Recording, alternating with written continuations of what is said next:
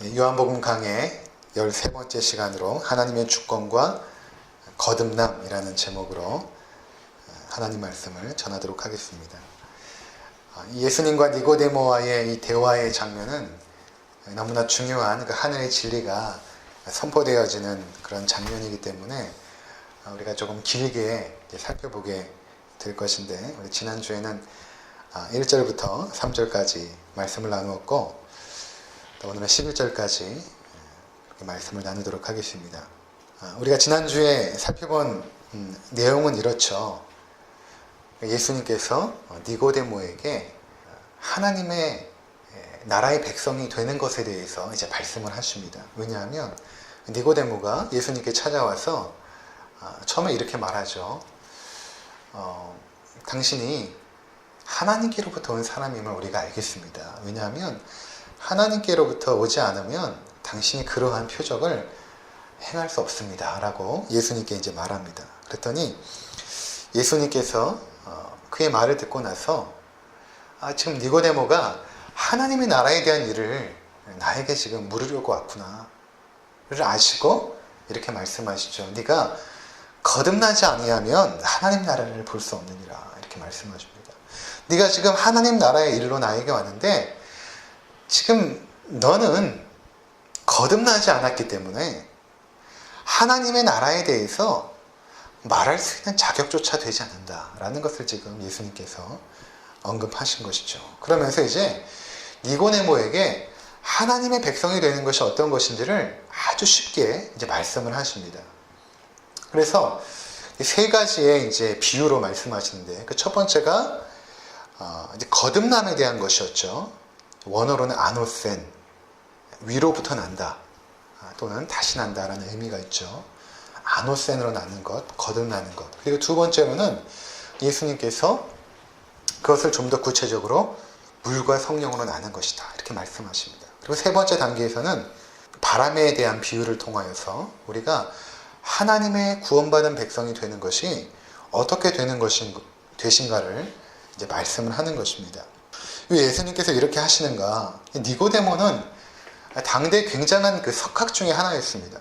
그러니까 바리새인이었고 유대인의 지도자였고 사내들인 공회의 회원이었던 것이죠. 그렇다면 전승에 의하면 그가 예루살렘 성원에서 세 번째 손꼽히는 그런 거부였다고 합니다. 그런 사람이 겸손함과 인격을 겸비하였고 또 구약에 능통했던, 정통했던 그런 사람 아닙니까? 그런데 그럼에도 불구하고 그가 거듭나지 않았기 때문에 예수님께서는 그에게 아주 쉬운 하나님 나라의 진리를 이 땅의 언어로서 그에게 말할 수밖에 없었던 것이죠. 그러니까 우리 인간의 한계가 그렇습니다. 우리는 우리 인식의 틀이 있어요.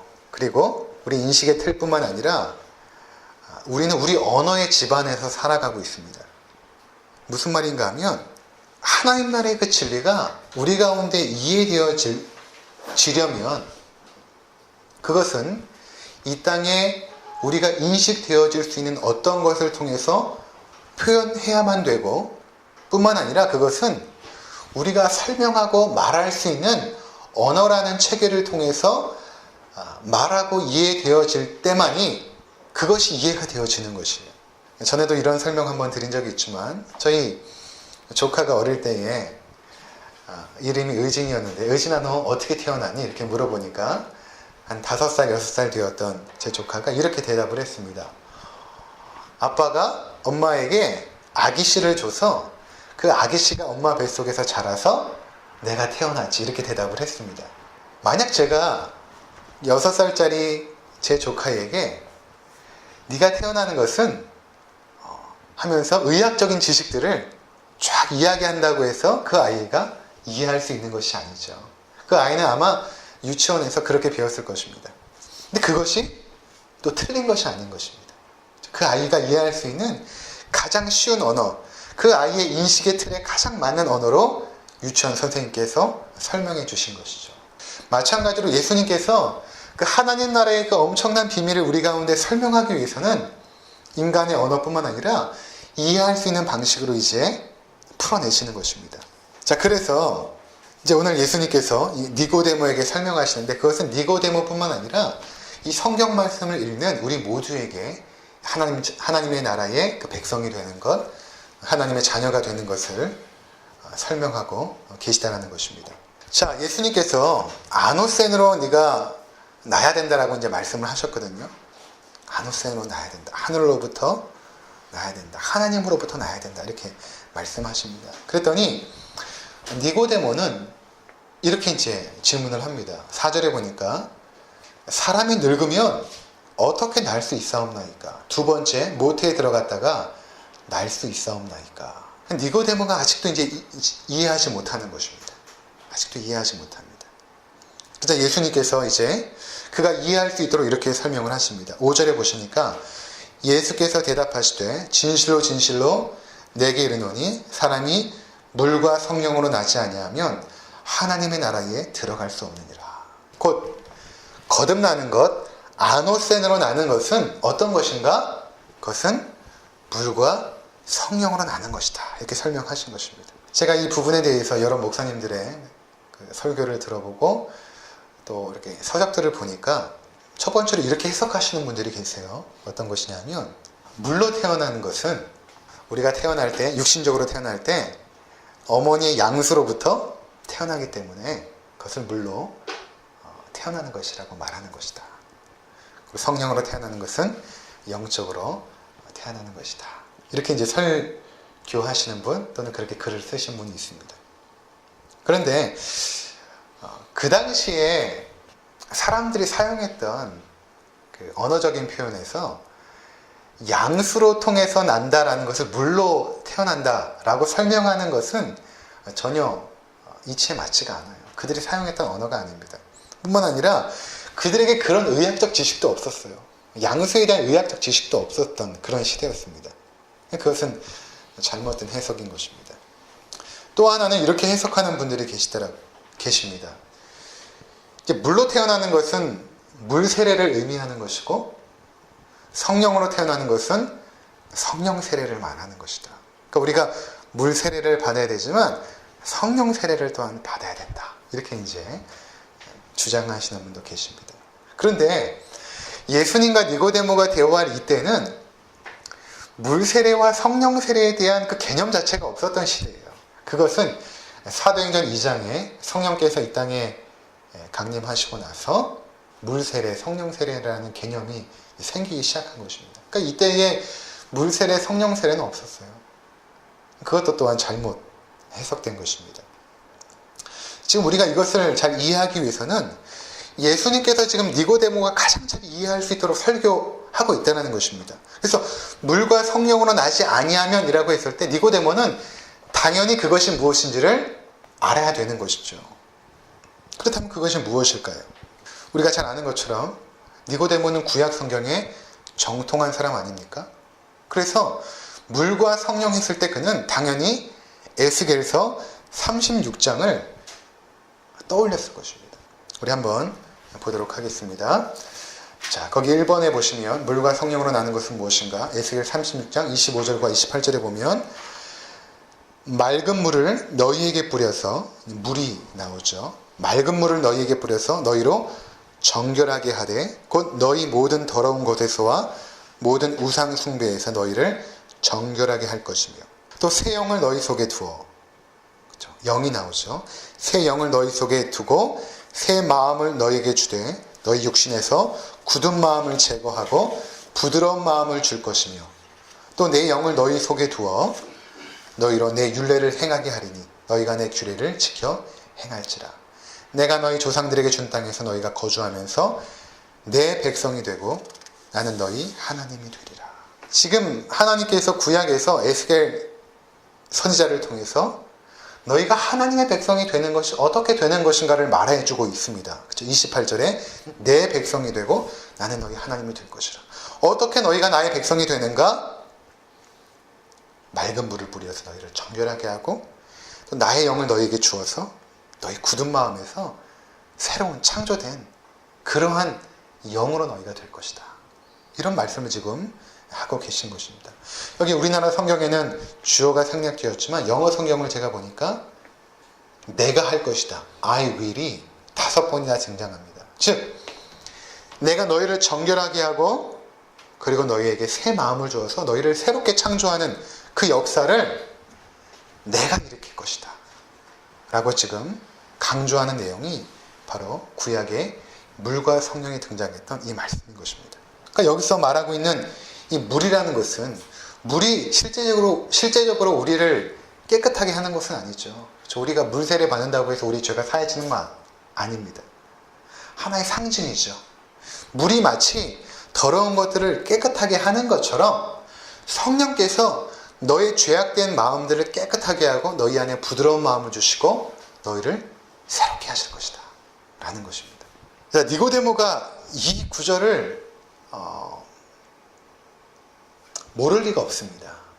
왜냐하면 이 장면은 지금 어떤 장면으로 이어지냐 하면 곧 이후에 37장에 우리가 잘 아는 마른 뼈의 환상으로 이어집니다. 이 마른 뼈의 환상은 우리도 잘 알죠. 유대인들, 바리새인들에게서는 특별히 머릿속에 각인되어지는 아주 강렬한 인상으로 남은 그러한 말씀이기 때문에 니고데모는 알았을 것입니다. 거기 37장을 보시면 다 읽기에는 너무나 방대하기 때문에 중요한 몇 부분만 살펴보도록 하겠습니다.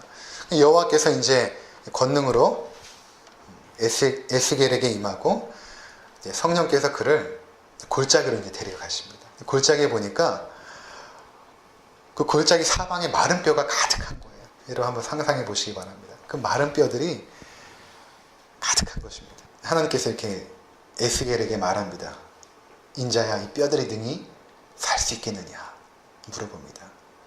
그러니까 에스겔이 주 여호와여 주께서 하시나이다 이렇게 대답하죠.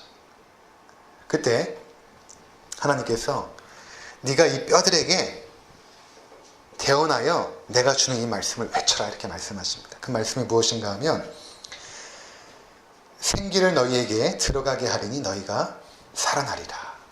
너희 위에 힘줄을 두고 살을 입히고 가죽으로 덮고 너희 속에 생기를 넣어 너희를 살아나게 하리라. 이 말씀을 외치라고 하십니다. 그래서 에스겔이 이 말씀을 이제 대언합니다. 그 말씀을 대언할 때에 그 뼈들이 움직이면서 갑자기 들어맞기 시작하는 거예요. 들어맞기 시작합니다. 서로 연결되어서. 그러더니 그것이 갑자기 그 힘줄이 생기고 그 힘줄 위에 살이 오르고 가죽으로 덮이고 사람의 모양으로 생겨나는 거예요. 마치 우리가 영화 속에서나 볼 듯한 그렇죠? 그런 장면이 연출된 것입니다. 그것을 에스겔이 본 것입니다. 환상 가운데 뼈가 일어서더니 살이 덮이고 가죽이 덮이고 근데 그 안에 생기는 없었어요.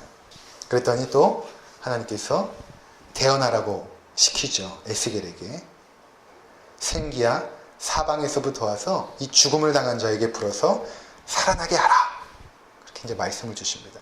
근데 에스겔이 또 그 말씀을 대언합니다. 그 말씀을 대언하는데 생기가 그들에게 들어가서 그들이 일어나는데 그들이 큰 군대더라 이렇게 말하고 있습니다. 자, 이 말씀이 지금 36장에서부터 37장으로 지금 이어지고 있죠. 자, 이 장면이 바로 이 거듭남의 진리의 배경이 되는 말씀이에요. 자, 지금 예수님께서 니고데모에게 너는 지금 어떤 존재인가? 그것은 바로 너는 마른 뼈와 같다는 것입니다. 우리도 마찬가지입니다. 우리도 마른 뼈와 같았던 존재였죠. 그런데 마른 뼈와 같았던 니고데모가 자신이 바리새인으로서 구약의 율법들을 철저하게 지켜나가고 그리고 자신의 의지와 노력으로 거룩하게 되어져서 하나님의 백성이 되고자 했던 그 많은 노력들 그것들을 통해서 과연 그가 살아날 수 있을까? 그 말씀을 지금 예수님께서 하고 있는 것입니다. 네가 마른 뼈와 같은 존재인데 네 안에 과연 생명이 창조될 수 있는가? 없다라는 것입니다. 결국에는 하나님의 백성이 되고 하나님의 자녀가 되는 것은 인간의 그 어떤 노력으로 되는 것이 아니라 하나님께서 하신다는 것이죠. 하나님께서. 특별히 에스겔 37장에는 하나님께서 하시는 그 말씀을 통하여 그 하나님의 말씀을 통해 우리 안에 생명이 들어온다는 것입니다. 그러니까 그 말씀을 대언하는 것이 굉장히 중요한 것이죠. 그러니까 저도 설교자로서 때로는 내가 하는 말씀이 참 지루한데 재미있는 예화도 없고 그냥 하나님 말씀만을 쭉 풀어 강해하는 것인데 대중성이 없는 것이죠. 한마디로 많은 사람들이 좋아하는 그런 설교의 내용은 아닙니다. 그럼에도 제가 확신하는 것은 하나님의 말씀이 능력이 있어요. 하나님의 말씀. 제가 아무리 재미있고 좋고 사람들을 감동시키는 어떤 이야기를 하여도 그 안에는 생명이 없어요. 그냥 사람의 마음을 따뜻하게 하고 감동을 줄 수는 있지만 에스겔이 그 말씀을 대언할 때에 그 마른 뼈가 살아나잖아요. 그렇죠? 그러니까 목회자의 역할, 설교자의 역할은 대언하는 거예요. 대언하는 거. 제 역할이 그것인 것이죠. 그러니까 그 말씀이 대언될 때에 생명의 역사, 창조의 역사가 일어나는 것입니다. 그것을 바로 하나님께서 하신 것이죠. 자, 그래서 우리가 몇 구절을 더 보도록 하겠습니다. 에스겔 11장 19절에서 20절 보시면 내가 그들에게 한 마음을 주고 그 속에 새 영을 주며 그 몸에서 돌 같은 마음을 제거하고 살처럼 부드러운 마음을 주어 내 율례를 따르며 내 규례를 지켜 행하게 하리니 그들이 내 백성이 되고 나는 그들의 하나님이 되리라. 하나님께서 하신다라는 것입니다. 내가 그들에게 영을 주어야만 그들의 돌 같은 마음이 제거되고 그들이 결국에는 하나님의 말씀에 순종하는 내 백성이 될 것이다 말씀하시죠. 예레미야 24장 7절입니다. 내가 여호와인 줄 아는 마음을 그들에게 주어서 그들의 전심으로 내게 돌아오게 하리니 그들은 내 백성이 되겠고 나는 그들의 하나님이 되리라. 내가 하겠다라고 말씀하시죠. 우리가 할 수 없습니다. 그러니까 하나님께서는 이미 구약에서부터 그분의 백성이 되는 길은 오직 하나님께서 새롭게 하시고 깨끗하게 하시는 그 역사를 통해서만 된다라고 말씀하시는 것입니다. 그런데 어떻게 니고데모는 구약에 정통한 사람으로서 이러한 것을 알지 못하고 자신의 의지와 노력으로 된다라고 생각했을까요? 그래서 예수님께서 그에게 이렇게 말씀하십니다. 3장 10절에 보니까 예수께서 그에게 대답하여 이르시되 너는 이스라엘의 선생으로서 이러한 것을 왜 알지 못하느냐. 굉장히 안타까운 마음으로 말씀하시는 거예요. 내가 구약을 정말 열심히 공부하고 연구했다면 그리고 신실하게 하나님의 말씀을 지킨다라고 했던 네가 왜 이것을 알지 못하느냐 말씀하고 있는 것입니다. 그러면서 그가 알지 못했던 것을 또 말씀하시죠. 6절입니다. 네가 알지 못했던 것 중에 하나가 이것이다. 뭐냐면 육으로 난 것은 육이요 영으로 난 것은 영이니. 육으로 난 것은 육이요 영으로 난 것은 영이니. 즉 육에서 영을 창조할 수 없다는 것이죠. 마른 뼈에서 어떻게 생명이 있을 수 있겠느냐. 니고데모는 굉장히 합리적이고 이성적인 사람이에요. 이 예수님의 말씀을 잘 이해했을 거예요. 어떻게 육신인 네가 그 육신에서 영이 어떻게 탄생할 수 있느냐. 마른 뼈와 같은 네가 어떻게 생명을 얻을 수 있느냐. 네 스스로 할 수 있느냐. 육에서 난 것은 육이다 말씀하고 있는 것입니다. 이 말씀을 하실 때 니고데모는 당연히 아마 창세기 6장의 말씀을 떠올렸을 거예요. 창세기 6장 3절을 보면 거기 영과 육이 나옵니다. 여호와께서 이르시되 나의 영이 영원히 사람과 함께 하지 아니하리니 이는 그들이 육신이 됨이라. 그렇죠? 영이 나오고 육신이 나오죠. 그러니까 그들이 아담과 하와 이후에 죄악이 관영하여서 온 인류 가운데 퍼지게 됩니다.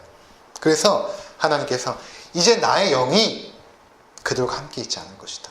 나의 영이 그들과 함께 있지 않는다는 것은 무엇이냐면 그들이 결국에는 육신이라는 것입니다. 마른 뼈가 됐다라는 것입니다. 죽어있는 존재가 됐다라는 것이죠. 그리고 나서 5절에 이렇게 말씀하시죠. 그들을 심판하는 이유에 대해서 노아 때의 홍수로 심판하는 이유에 대해서 하나님께서 이렇게 말씀하십니다. 여호와께서 사람의 죄악이 세상에 가득함과 그의 마음으로 생각하는 모든 것이 항상 악할 뿐임을 보시고 땅 위에 사람 지으셨음을 한탄하사 마음에 근심하시고 이르시되 내가 창조한 사람을 내가 지면에서 쓸어버리되 사람으로부터 가축과 기는 것과 공중의 새까지 그리하리니 이는 내가 그것들을 지었음을 한탄함이니라 하시니라. 하나님께서 보신 것입니다. 그들이 결국 육신이 되었기 때문에 마음으로 생각하는 모든 것이 다 악한 거예요. 우리가 생각할 때는 그래도 사람 가운데 양심이 있지 않습니까? 아니에요. 그 양심조차도 타락했습니다. 그래서 우리가 이것을 잘 알아야 됩니다. 우리에게 조금이라도 선한 의지가 있는가? 없습니다. 그저께 이제 아내가 유모차를 이렇게 끌고 오다가 이 앞에 세워있는 아반떼 뒤에 범퍼를 살짝 긁었어요. 근데 올라와서 이거 얘기해야 될까 말아야 될까? 제 마음속에서 그냥 넘어가지. 뭐 얼마나 긁었다고. 그게 우리 인간이에요. 그게 우리 인간인 것입니다. 이미 창세기 때에 인간이 전적으로 타락했음을 하나님께서 말하십니다. 그래서 그들을 홍수로 쓸어내버리세요. 그렇다면 홍수로 그들을 다 심판했으니까 새롭게 구성된 노아와 그의 처와 그의 자녀들은 좀 변화되지 않았을까? 우리 기대해보죠. 창세기 8장 20절 한번 보시기 바랍니다. 심판 이후입니다. 노아의 심판 이후에 노아가 여호와께 제단을 쌓고 모든 정결한 짐승과 모든 정결한 새 중에서 제물을 취하여 번제로 제단에 드렸더니, 동물을 드렸다는 것은 노아가 죄인이라는 사실을 의미하는 것이죠. 21절에 여호와께서 그 향기를 받으시고 그 중심에 이르시되 내가 다시는 사람으로 말미암아 땅을 저주하지 아니하리니 이는 사람의 마음이 계획하는 바가 어려서부터 악함이라. 내가 전에 행한 것 같이 모든 생물을 다시 멸하지 아니하리니. 그렇게 심판했다고 해서 사람이 변화되는 것이 아니라는 것입니다. 내가 심판했는데 여전히 저들은 어려서부터 그 생각이 악하다는 것입니다. 제 아기가 이제 7개월 됐는데도 그 마음에 영악함이 있어요. 자기중심적이고. 그렇죠? 아기가 부모를 배려하는 법이 없죠. 자기가 세상의 왕이라고 생각을 하죠. 그게 바로 죄의 본능인 것입니다. 내가 세상의 왕이다. 모든 것이 나의 중심으로 돌아간다라고 생각하는 것이죠. 그래서 아내랑 그런 이야기를 많이 해요. 교육하지 않으면 짐승과 똑같다. 인간은 교육되어지지 않으면 지금 이제 여러 가지 교육들을 하고 있습니다. 자, 그게 이제 인간이라는 것입니다. 욥기 14장 4절입니다. 누가 깨끗한 것을 더러운 곳에서 더러운 것 가운데서 낼 수 있으리이까? 하나도 없나이다. 그렇죠? 육에서 난 것은 육이라는 것입니다. 더러운 곳에서 깨끗한 것이 나올 수 없다는 것이죠. 욥기 15장에서는 엘리바스의 입을 통해서 이렇게 말합니다. 사람이 어찌 깨끗하겠느냐? 여인에게서 난 자가 어찌 의롭겠느냐? 욥기 25장 빌닷의 말입니다. 그런즉 하나님 앞에서 사람이 어찌 의롭다 하며 여자에게서 난 자가 어찌 깨끗하다 하리야. 보라, 그의 눈에는 달이라도 빛을 발하지 못하고 별도 빛나지 못하거늘 하물며 구더기 같은 사람, 벌레 같은 인생이리야. 지금 욥기의 배경은 창세기의 그 족장 시대입니다. 굉장히 오래전이에요. 그때 이미 인간이 전적으로 타락했음을 언급하고 있습니다. 이사야 선지자는 이렇게 말합니다. 64장 6절에 무릇 우리는 다 부정한 자 같아서 우리 의는 다 더러운 옷 같으며 우리는 다 잎사귀같이 시들므로 우리의 죄악이 바람같이 우리를 몰아가나이다. 우리가 가지고 있는 의라고 주장하지만 더럽다는 것이죠. 다 부정하다는 것입니다. 그래서 이러한 구약의 인간의 그런 전적인 타락, 우리가 육이라는 것, 그 육에서 영이 나올 수 없다는 것을 사도 바울은 로마서에서 이렇게 길게 설명합니다. 로마서 3장에 보니까 10절에 기록된 바 의인은 없나니 하나도 없으며 깨닫는 자도 없고 하나님을 찾는 자도 없고 다 치우쳐 함께 무익하게 되고 선을 행하는 자는 없나니 하나도 없도다. 그들의 목구멍은 열린 무덤이요 그 혀로는 속임을 일삼으며 그 입술에는 독사의 독이 있고 그 입에는 저주와 악독이 가득하고 그 발은 피 흘리는 데 빠른지라. 파멸과 고생이 그 길에 있어 평강의 길을 알지 못하였고 그들의 눈앞에는 하나님을 두려워함이 없느니라 함과 같으니라. 완전히 타락해버린, 하나님을 두려워함이 없는 우리의 죄악된 모습. 의인은 없나니 하나도 없도다. 우리는 완전히 마른 뼈다귀 같은 그런 존재라는 것입니다. 우리가 사랑을 외치죠. 나는 너를 사랑해. 우리 자녀를 사랑해. 제가 자녀를 안 키워볼 때 몰랐는데 그것도 자녀가 말을 잘 들을 때 사랑하는 것이죠. 말 안 듣고 떼쓰고 계속 울고 힘들게 하니까 그 사랑은 온데간데 없어집니다. 그것이 솔직한 우리들의 표현, 우리들의 그 모습 아닙니까? 연인들이 사랑한다고 하죠. 그가 나에게 뭔가 만족을 주니까 사랑한다라고 하는 거예요. 그 사람이 나를 힘들게 하고 마음을 아프게 하고 나에게 손해를 주면 과연 사랑할 수 있을까? 그러니까 우리 인간들이 사랑이 있다? 뭔가 양심이 남아있다? 내 안에 뭔가 도덕적인 것이 있다? 다 거짓인 것입니다. 우리 인간은 완전히 타락해버렸어요. 조금 더 선한 것이 없습니다. 그것을 바로 예수님께서 말씀하신 것입니다.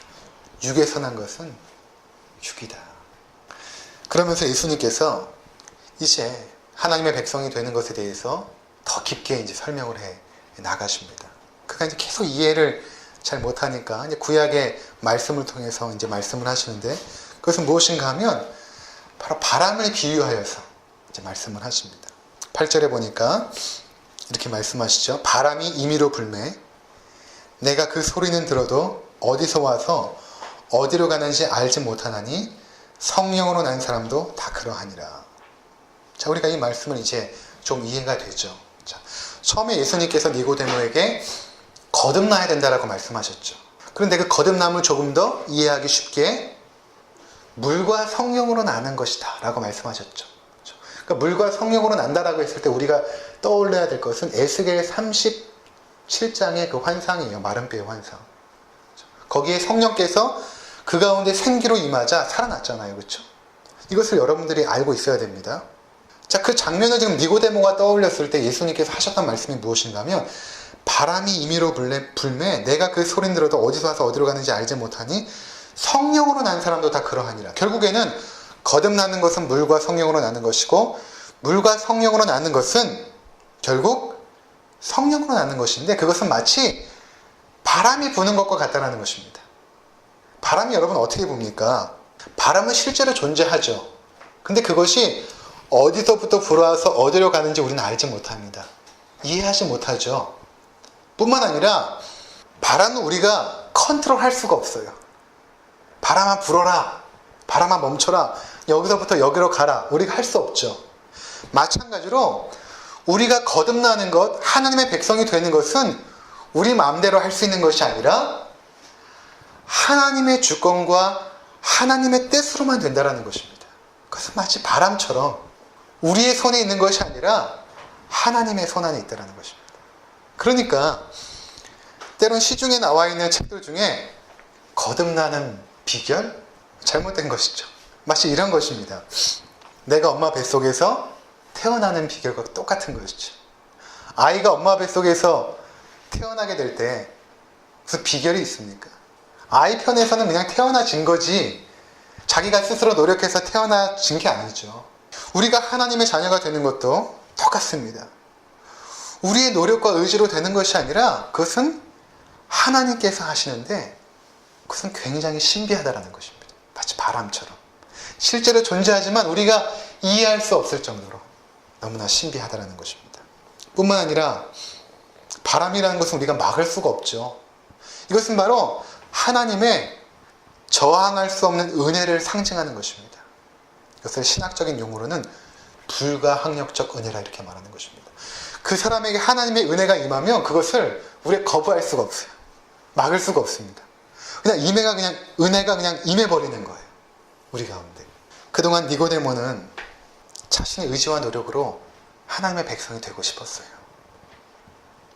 근데 그가 예수님을 찾아왔다라는 것은 그 깨달은 것입니다. 이렇게 되는 것이 아니구나. 이렇게 되는 것이 아니구나.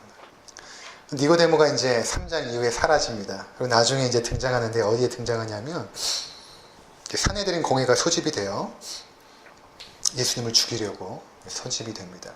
그때 예수님을 죽이자고 그 70인의 산헤드린 공회원들이 모의를 하고 결의를 할 때 그 중에 딱 한 사람이 반대를 합니다. 그게 누구냐면 니고데모예요. 니고데모가 반대를 합니다. 그리고 나중에 예수님이 죽으시고 나서 그의 시신을 이제 장사 지낼 때에 니고데모가 또 등장하죠. 모략과 향유를 가지고 굉장히 비싼 건데 그거를 예수님의 시신에 붓고 장사 지내는 과정 가운데 참여를 하죠. 그리고 그가 어떻게 되었을까? 과연 예수님을 믿게 되었을까? 성경에 나오지 않지만 전승에 의하면 그러니까 예수님께서 빌라도 앞에서 심판 받으실 때도 니고데모가 변호했다고 합니다. 그리고 그는 나중에 베드로에게 이제 세례를 받고 하나님의 자녀가 되었죠. 그리고 나서 그가 사내들인 공회에서도 추방되었을 뿐만 아니라 가진 모든 재산을 다 몰수당했다고 합니다. 그리고 그 성에서 쫓겨져 버렸다고 합니다. 이런 재미있는 그 전승이 내려져 오고 있는데 한 랍비가 이렇게 거닐다가 보니까 한 소녀가 굉장히 그 초라한 모습으로 사람들이 버린 그 음식물 찌꺼기를 막 뒤지면서 음식물을 찾고 있더래요. 너무나 동정심이 일어서 넌 도대체 누구냐? 라고 물었더니 저희 아버지는 니고데모입니다. 전 니고데모의 딸입니다. 이렇게 말하더래요. 그 랍비가 니고데모는 어떻게 되었니? 이렇게 물어보니까 니고데모가 워낙 유력했던 사람이니까 어떻게 되었니? 물어보니까 제 아버지는 예수님을 믿고 그리고 추방되어졌고 결국에는 예수님을 믿는다는 이유로 사람들이 돌에 맞아 죽었습니다. 이 이야기를 했대요. 그랬더니 그 랍비가 그 아이를 향한 그 동정심이 싹 사라지고 지나쳐 버렸다고 합니다. 수세기 후에 이제 폰티우스라는 사람이 그 니고데모가 순교했다는 이야기를 이제 언급을 합니다. 그래서 우리가 그가 결국엔 예수님을 믿게 되었다라는 사실을 확인할 수 있게 되는 것이죠. 그에게 무슨 일이 일어난 것입니까? 그냥 다 잃어버렸어요. 그가 가지고 있었던 재물도 다 잃어버렸습니다. 모든 것을 잃어버렸어요. 근데 그는 하나님 나라의 그 영원한 그 생명을 소유하게 된 것입니다. 자, 우리가 구원을 위해서 무엇을 할 수 있을까요? 우리가 할 수 있는 것이 아무것도 없어요. 우리가 태어나기 위해서 노력한 것이 아무것도 없는 것처럼 우리가 거듭나기 위해서 우리가 할 수 있는 것은 아무것도 없습니다. 그러나 우리는 기도할 수 있습니다. 하나님, 나도 니고데모처럼 하나님의 은혜가 필요한 자입니다. 예수님께서는 내게 오는 자를 결코 내어쫓지 아니하리라 이렇게 말씀하시거든요. 요한복음 6장에. 우리 주변을 돌아보시기 바랍니다. 하나님의 은혜가 필요한 자들이 있어요. 그들에게 은혜가 임하도록 우리는 기도해야 되는 것입니다. 하나님, 저들에게도 내가 받았던 그 동일한 은혜가 임하게 해주세요. 기도할 필요가 있다는 것입니다. 아무쪼록 세상의 모든 것을 다 잃어도 그 영원한 생명을 소유하신 우리가 그 하나님의 주권적인 은혜와 능력에 더욱더 감사하고 찬양하며 그분을 위해서 사시는 복된 삶을 사시기를